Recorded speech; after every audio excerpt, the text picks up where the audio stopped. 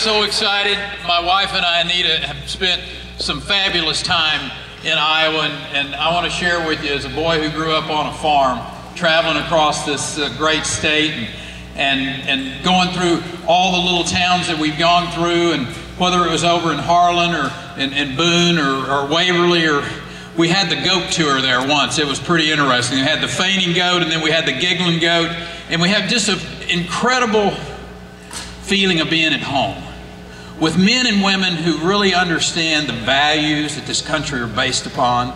Individuals who we just want to get our country back. We just want to get America back, that we remember from the standpoint of our freedoms. And as we've seen Washington get bigger and bigger and bigger, we've seen our freedoms squeezed down more and more. We've lost confidence in Washington, D.C. as we've seen the corruption and the fraud with Wall Street. We've seen this $15 trillion national debt piled upon our children's back. 13 million of our people out of work. Almost 50 million people on food stamps. I mean, Americans are just ready to have a President of the United States that will stand up and say, I'm going to go to the Oval Office every day and try to make Washington, D.C. as inconsequential in your life as I can make it. That's what we're waiting for. We're waiting for somebody that we trust. My father always told me, son, you can tell how an individual is going to perform if you'll look at their past. And that was great advice. When you look at, if you want to see how I'm going to perform as your President of the United States, look to my past. Look to the last years of having the great privilege of being the Chief Executive Officer of the 13th largest economy in the world. We put tax policy in place that kept the burden off of the job creators, a regulatory climate that's fair and predictable, a legal system that didn't allow for oversuing. And then government got out of the way. And Texas created 1 million jobs at the same time America was losing 2 million jobs. And there's a reason for that. I tell folks, I said, we didn't have 1,300 people on an average come into the state of Texas every day during this last decade because we got great weather in August.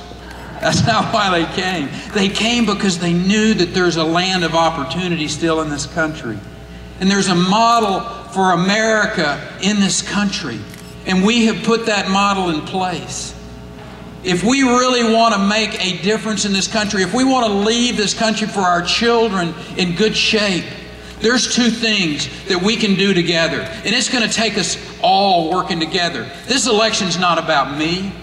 It's about you. It's about our children. It's about our grandchildren.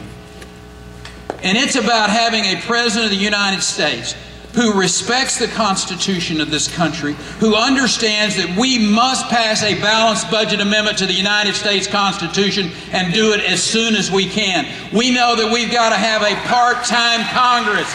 Cut their pay, cut the amount of time that they're spending in Washington, D.C., cut their staff, send them back home. Let them work a job like you do, living with the constituency under the laws that they pass. We can get our country back on track.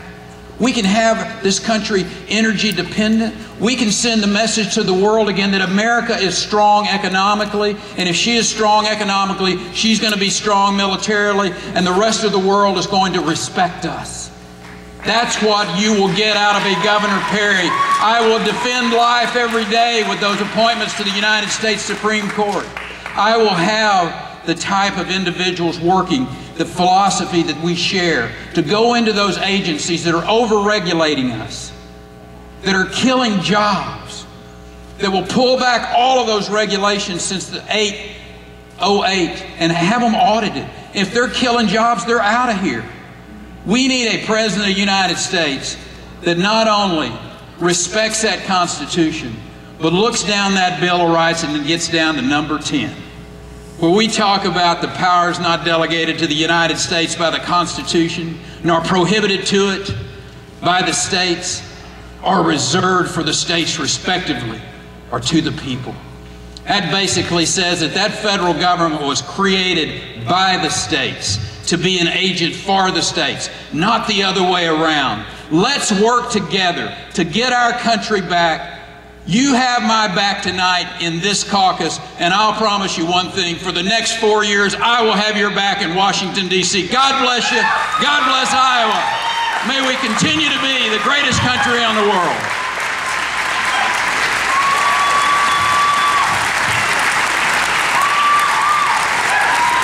Thank you, Governor Perry.